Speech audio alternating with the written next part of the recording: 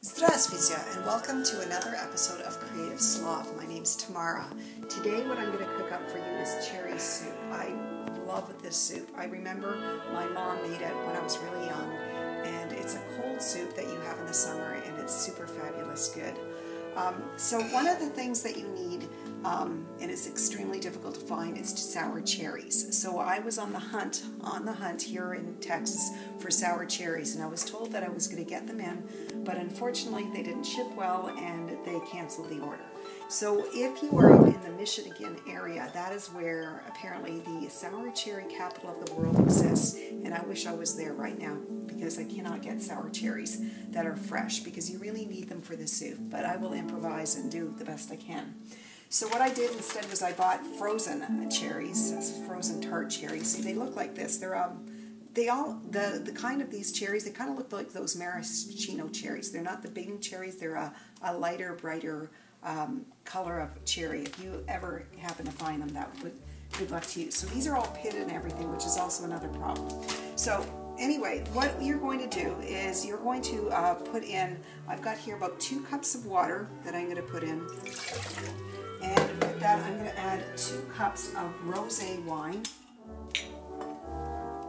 And you can put any kind you want. I picked a wine that had a hints of cherry in it. So you put 2 cups of that in. And the other thing that you're going to add to this is this little collection of spices. So I have in here clove, and I have a couple of, and a stick of, about an inch stick of cinnamon.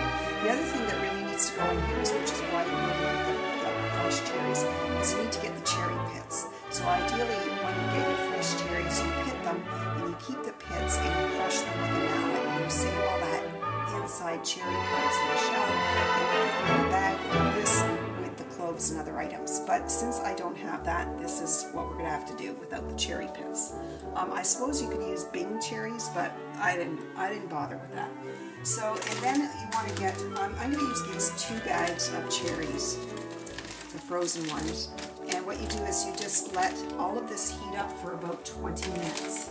So bring it to the boil and then let it simmer and let it just cook and stew for about 20 minutes, 25 minutes. And then when that process has taken place, I'll get back to you on the next step of the cherry soup. Okay, so for right now, we're just going to take a break while I let this go. There, I'm back with the soup. So this has been cooking for about 20-25 minutes. What you do is take a slotted spoon and you scoop up all the cherries. I'm going to go ahead and take out this bag.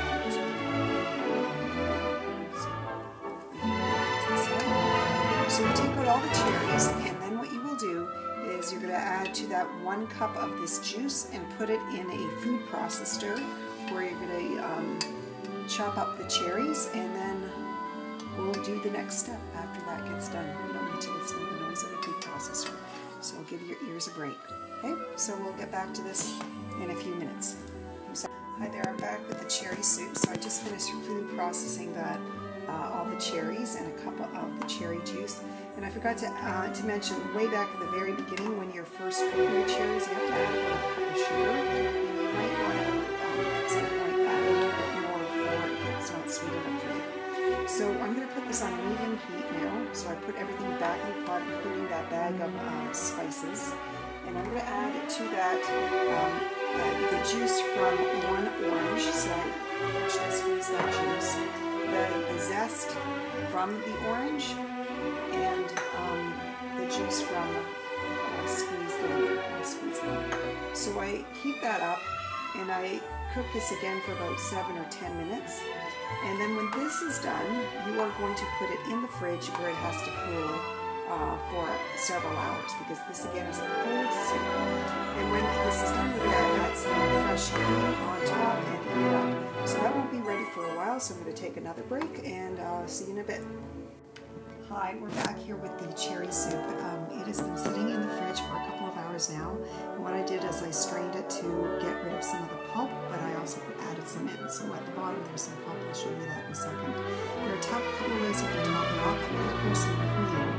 This is about 2 cups heavy whipping cream that I heated up, and then added to that buttermilk, about a half a cup of buttermilk, and I just put it in here and let it sit. So ideally you want it to sit for a day, and then put it in the fridge a bit, and then you can add it to your sour cream. It's a bit lighter than sour cream, but I'm just going to take a little bit of sour cream and white milk. You can see it's quite thick on this. This is okay, but it's still